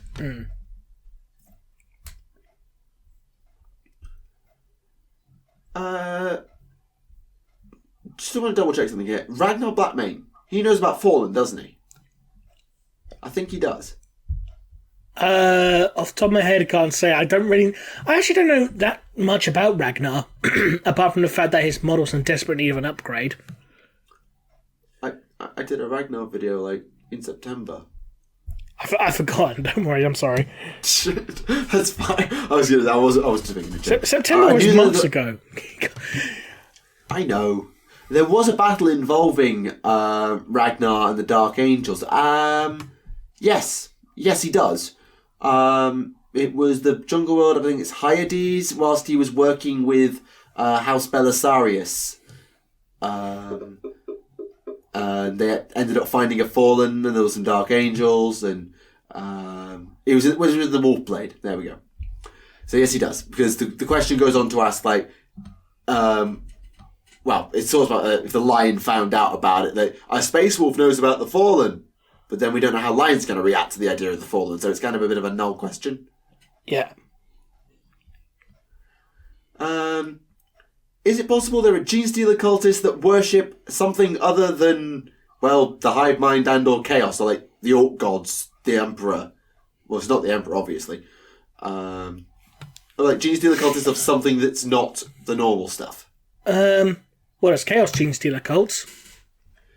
Yes, we know about that, but I somehow doubt that any of the other god or entities have them. Like, I mean, Tau Genestealer cultists could, like, conflate the hive mind and the greater good, I guess. I mean, don't forget there was that, Craftworld Genestealer cult that had the Patriarch of Cain. That happened, though. I still don't actually know exactly how the hell did a Genestealer Patriarch become the Avatar of Cain. I mean, yes, I did a video on it speculating, but it would be nice to have some actual confirmation of just how exactly that happened. Yeah. Just because you have to admit, nice. As far as what the fuck moments go in 40k, that ranks up there with them. Yeah, that is. I wonder what. I'm sure you could probably poll this and just like, what are the top 5 WTF moments of 40k's lore? Just like, or are the biggest, like, what the hell is that all about moments? Number 1, what the fuck moment? How the hell CS Coda kept getting work? Was that mean of me? A little. Should I say Ian Watson instead? Not helping. Number 2, what the fuck moment? Nipple lasers! Annoyingly, that would probably make a few people's lists. There you go, comments. We've given you a few assignments during this episode. There's another one. Your top 3 or top 5, or maybe just top 1 WTF moment. The fat Space Wolf, that was another one. What, of our Red Blade? No, the Mountain, whatever his name was, the one from the Ragnar Black Name novels. The Space Wolf whose gene seed fucked up so he got fat. Yeah, I think the joke about of our Red Blade's face being so fat went straight over your head there. But the fact he's a fat bastard. Yeah. I feel like that one went straight over your head. I'm ill. Leave me alone. Okay. Do you ever think we'll get plastic versions of the now discontinued guard regiments such as Vostroyans and Valhallans?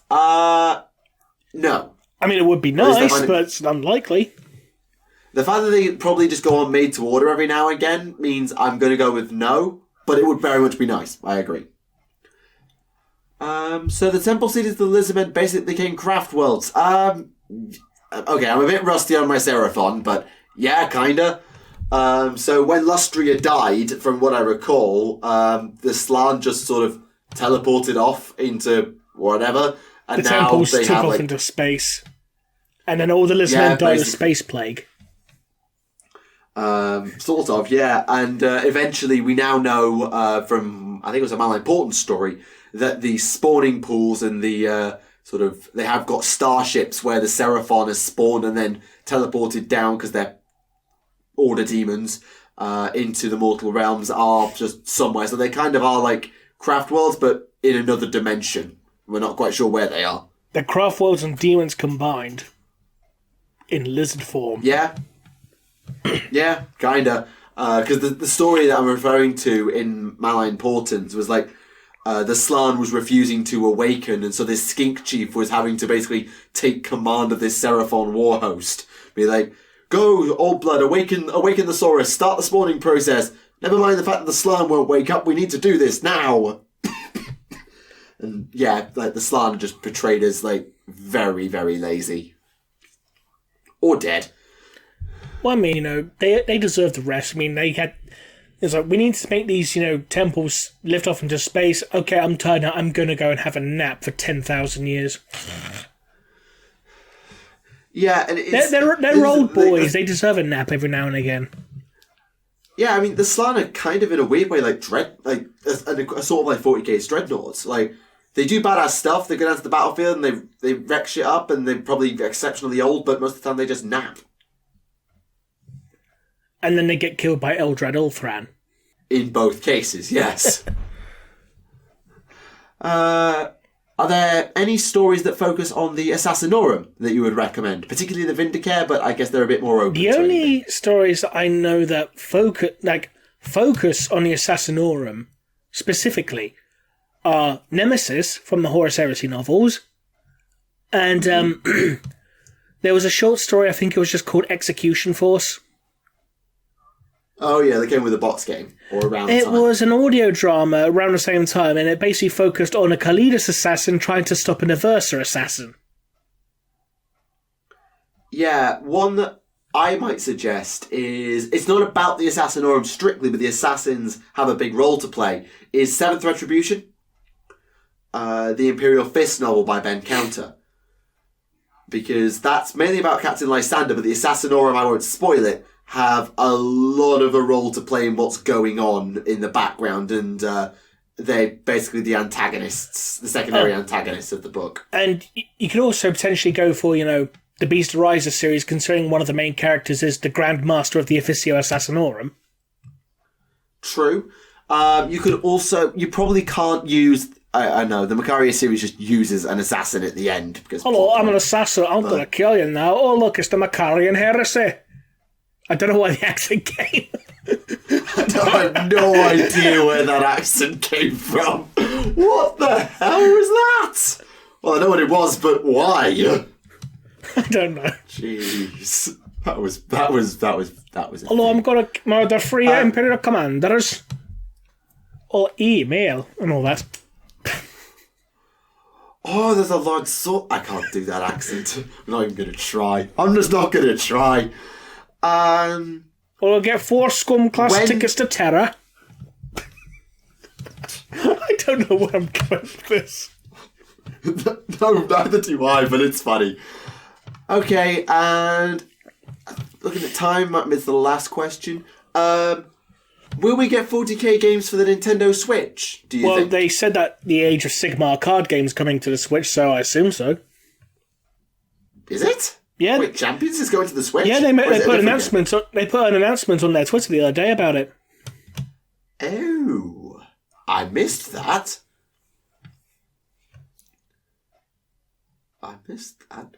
Yep. Have you actually played it? No. I've not played it yet, I'm afraid. Yeah, I've played a bit on the app, because I got like a free booster pack in White Dwarf.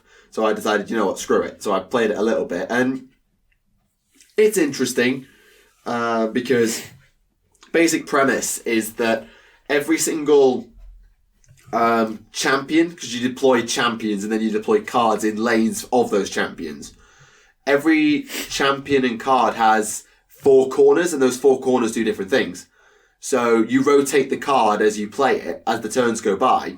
So you rotate it, on one turn you might get a healing effect, on another turn you might get a damage effect, and then when you've gone through a full rotation, the card is removed and you free up that lane again. And the champions have objectives on their corners quite often. So they want you to play this type of unit, cast a spell with them, use an ability with them, and you go around that and you unlock either a passive or a big ability or an activation effect. And some of them have got actions as well, where you can like whack stuff or rotate cards round or something like that. It's interesting. Probably got a lot of tactical depth to it. I don't have the time for it, but probably quite fun nonetheless if it's your sort of thing. Although I admit I kind of wish I had a dual disc because it would be really fun to play it on one of those, but it probably wouldn't work. Fair enough. But yeah, I'm a bit of a nerd, I know. In case you hadn't noticed. Well, you are a Thousand Suns player. Oh! Sorry. And on that bombshell... No, I'm not there yet. That's a point. You remember I talked about last time with the whole, like, the 80 days Vigilus thing? Did I mention that? I feel like I Yeah, mentioned that. yeah, we mentioned that last time. Yeah, I'm pretty sure we did. Yeah, because what's going to be... Well, I can't remember what date that was, but there's actually a question I just noticed that scrolling back through for the final time. It's just saying, do you think that the 80 days will line up with Adepticon? So day 80, Adepticon. Well, when's Adepticon? I don't know. I'm gonna go have a look now. Adepticon, March 27th to March 31st. Okay. And I don't think that lines up, does it? And I go to my calendar, the 30 days thing happened within the last... actually, it happened within the last third... when did Vigilus Defiant come out? A while ago. I don't know. I can't give you an exact date. I don't know. Vigilus Defiant release date. Pre-order preview. There we go. Vigilus Defiant came out... Oh, blimey, that came out very early. It came out about the 9th of December.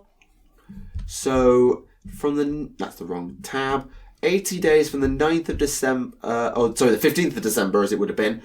8th of December. 8th. So, 7, 14, 21, 28, 35, 42, 49, 56, 63, 70... March 23rd is day 77. No, that's February 23rd. What am I talking about? February 23rd. So, yeah, day 80 is like the end of February.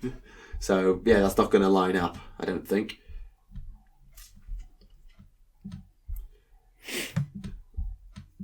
Anyway, sorry, that was just something I saw at the last second there and just thought I'd mention it.